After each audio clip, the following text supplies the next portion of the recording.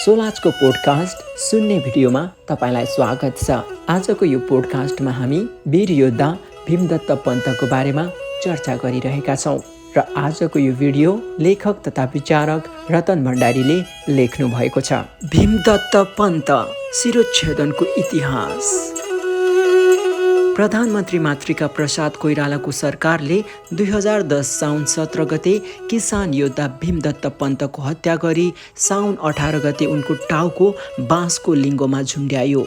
2007 सालको क्रान्तिमा सक्रिय भीमदत्तले राज्ययन्त्रबाट उक्त सजाय दिल्ली सम्झौताको विरोध र गरिब किसानको पक्षमा आवाज उठाए बापत पाएका थिए। भीमदत्तको विद्रोह दमनमा प्रधानमन्त्री मातृका प्रसाद कोइरालाले भारतीय सेना नेपाल भित्राएका थिए। आखिर के थियो भीमदत्त पन्तको विद्रोह?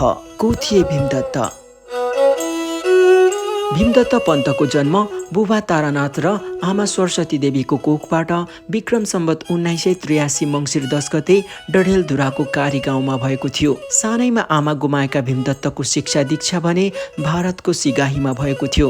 कल्याण ओझा सहित भीमदत्त पन्त 2067-11 का अनुसार भीमदत्तले सिगाहीबाट म्याट्रिक पास गरेका थिए।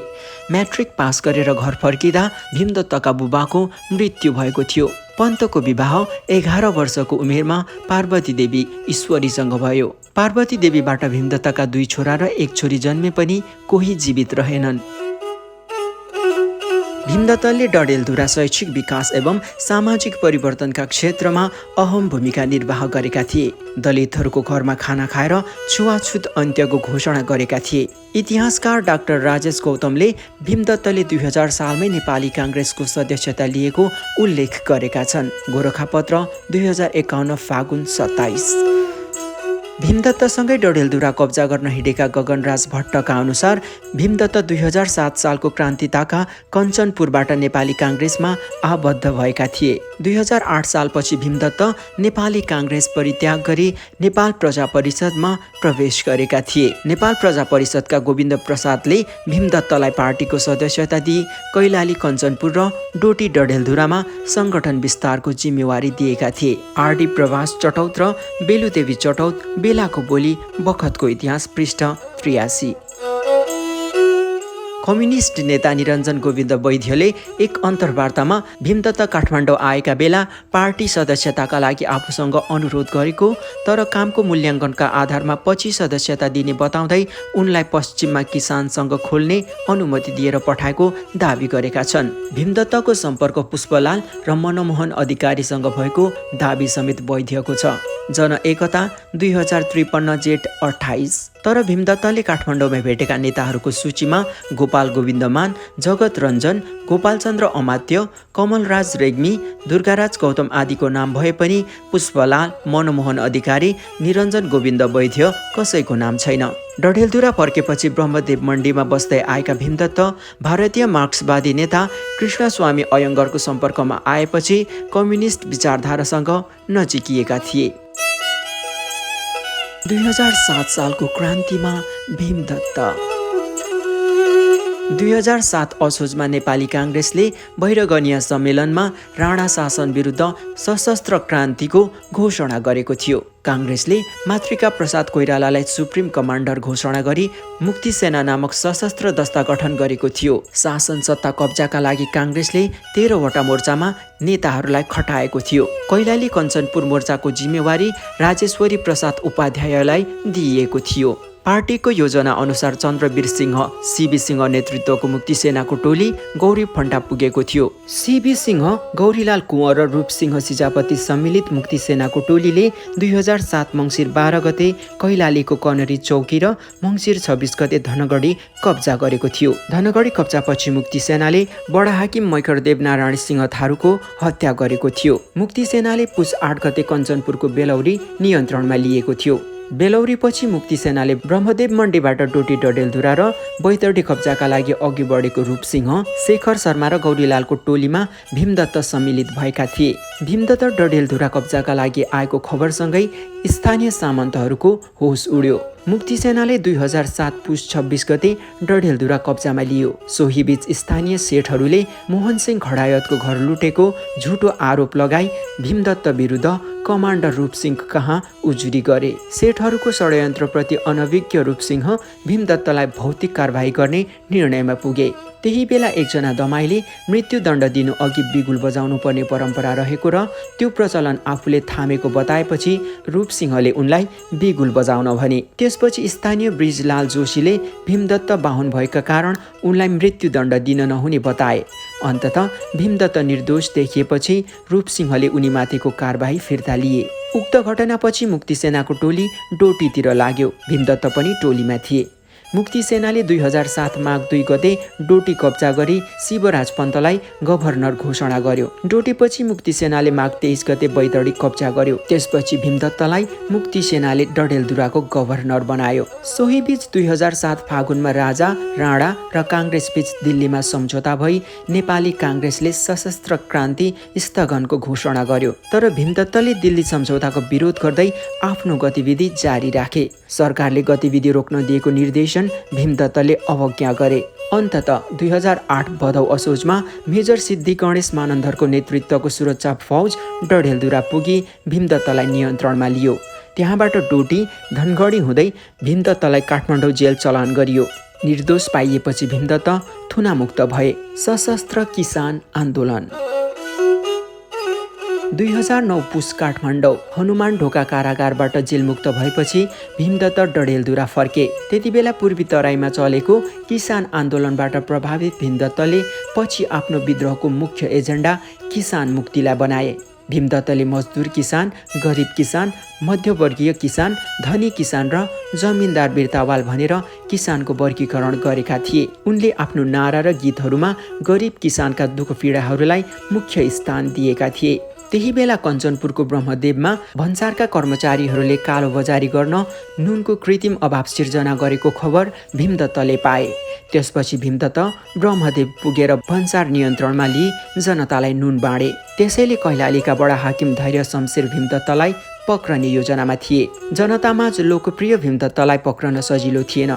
पछि 2009 चैतमा बडा हाकिम धैर्य शमशेर भारतको वनवासामा आएर बसेका थिए। त्यही बेला ब्रह्मदेवमा रहेका भीमदत्त र कृष्णस्वामी आयङ्गरलाई राति सुतिरहेको बेला पक्राउ गरी धैर्य शमशेर कहाँ पुर्याइयो। त्यहाँबाट अयङ्गरलाई भारत समक्ष सुपुर्दगी गरी भीमदत्तलाई बेलौरी जेल चलान गरियो। 2010 असार 10 गते भीमदत्त बेलौरी जेल ब्रेक गरी भागे। त्यसपछि उनले नरबहादुर बोहरा, गर्भु राणा र मुल्ली प्रधानलाई भेटी सशस्त्र क्रान्तिको योजना बनाए। मुल्ली, गर्भु र अन्य युवा भरुवा बन्दुकसहित डडेलधुरातिर लागे। जेल ब्रेकपछि स्थानीय प्रशासनले भीमदत्तका नाममा वारेन्ट जारी गर्यो। त्यसपछि भीमदत्त डडेलधुरा गौडामा हाजिर भए। त्यही मौकामा बडा हाकिम मोहन बहादुर सिंहले भीमदत्त र उनका सहयोगीलाई पक्रेर बेलौरी जेल चलान गर्यो। बेलौरी जेल चलानका क्रममा जोगबुढा पुर्याइएका भीमदत्त सुरक्षाकर्मीहरूलाई प्रभावमा पारी फेरि भागे। त्यसपछि भीमदत्त सशस्त्र आन्दोलनको योजनासहित अघि बढे।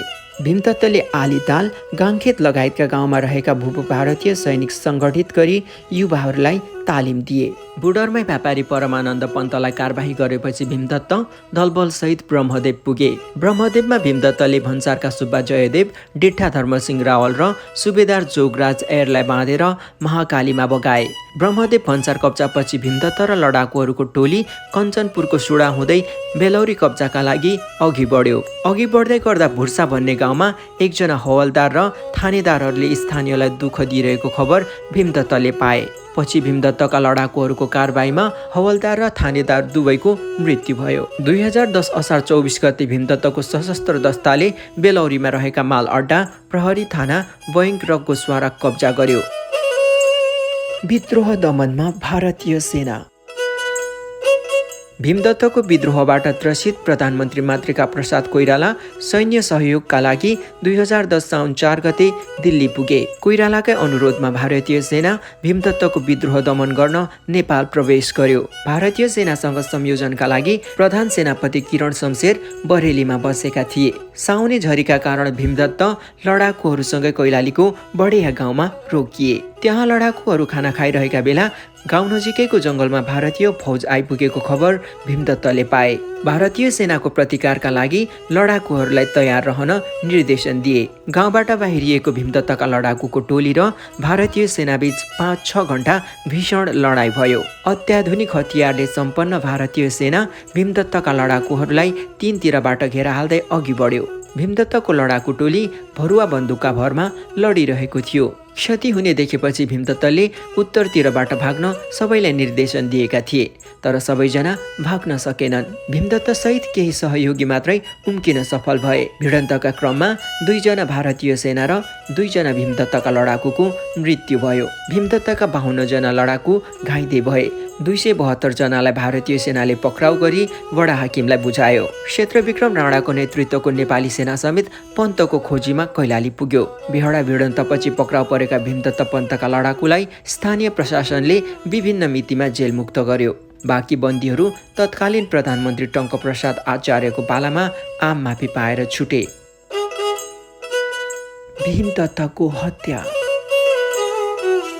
भारतीय सेनासँग बिहडामा भएको भिडन्तपछि भीमदत्त, खिन्वा कार्की, बहादुर खत्री, वीरबहादुर खडायत र मोहन सिंह सेठीसँगै बुडर पुगेका थिए। बुडरमा 2-3 दिन भूमिगत रूपमा बसेका भीमदत्त त्यहाँबाट गल्लेक सरे। गल्लेकबाट भीमदत्तले बहादुर खत्री र खिन्वा कार्कीलाई घर पठाए। केही समयपछि उनले मोहन सेठीलाई डढेलधुरा पठाए, तर डढेलधुरा पुगेका सेठी पक्राउ परे। सुरक्षाकर्मीको चरम यातनापछि उनले भीमदत्त बुडरमा रहेको बताएपछि लालबहादुर थापा, भीमदत्तका मित कर्णसिंह देउवा, तप्तबहादुर र भीमबा दियालको टोली भीमदत्तलाई खोज्दै बुडर पुग्यो। मातृका सरकारले भीमदत्तलाई जिउँदो वा मृत ल्याउनेलाई 5000 पुरस्कार दिने घोषणा गरेको थियो। सोही पुरस्कारको प्रलोभनमा लालबहादुर थापाको टोली भीमदत्तको हत्यामा जुट्यो।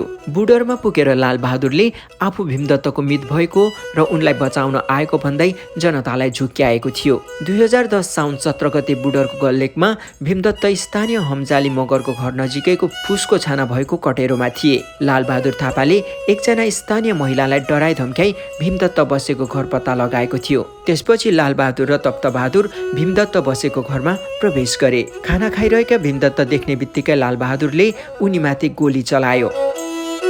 घाइते भीमदत्तले शोषक सामन्त विरुद्ध नाराबाजी गरे। त्यसपछि तप्तबहादुरले दोस्रो गोली प्रहार गरी भीमदत्तको ज्यान लियो।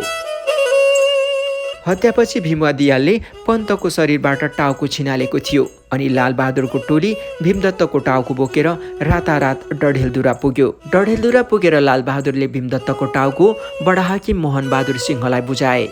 बडा हाकिम सिंहले पन्तको टाउको साउन 18 गते डढेलधुरा गोसवारा अगाडिको भैरव स्थानमा बाँसको लिङ्गोमा झुन्डाएर प्रदर्शन गरे। टाउको मुनि देशद्रोह र राजद्रोह गर्नेलाई यस्तै हुन्छ भनेर लेखिएको थियो। मातृका सरकारको उक्त कदमले मध्ययुगीन बर्बरतालाई बिर्साएको थियो। आफ्नो श्रीमानको हत्यापछि टाउको प्रदर्शन गरिएको खबर पाएपछि पार्वती देवी बडा हाकिम सिंह कहाँ पुगिन्। अन्त्येष्टिका लागि आफ्नो श्रीमानको टाउको माग्दा बडा हाकिम सिंहले पार्वती देवीलाई हप्काए। अन्ततः 31 वटा शर्तहरूमा सही छाप गराएर बडा हाकिम सिंहले पार्वती देवीलाई भीमदत्तको टाउको दिए। पन्तको टाउको धर्मदेव पन्त, सिद्धराज पन्त, शिवराज उप्रेती, सोभे सार्की र फकिरे दमाईले घटाल थान नजिक दाह संस्कार गरे। गरिब किसानको मुक्तिको लागि प्राण आहुति दिएका वीर योद्धा भीमदत्त साँच्चीकै जनताका नेता थिए। गरिब किसानका पक्षमा आवाज उठाएका कारण मातृका सरकारले उनको ज्यान लिएको थियो। प्रधानमन्त्री जङ्गबहादुरको निर्देशनमा अछामका बलदेव शाही बाकाकीरको टाउको काटेर काठमाडौँ पुर्याइएको थियो। जङ्गबहादुरकै पदचिन्ह मातृका प्रसादले पछ्याउँदै भीमदत्तको टाउको कटाएका थिए। डाक्टर केआई सिंह र भीमदत्त पन्त दुवैजना डोटेलीको विद्रोहमा मोहन शमशेर र मातृका प्रसादले भारतीय सेना बोलाइनु अनि राज्ययन्त्रको शिरच्छेदनको शिकार बाँकाकीर र भीमदत्त दुवै सुदूर पश्चिमेलीलाई नै बनाइनु संयोग थियो या षड्यन्त्र, यस कुराको पुष्टि इतिहासले गर्ला।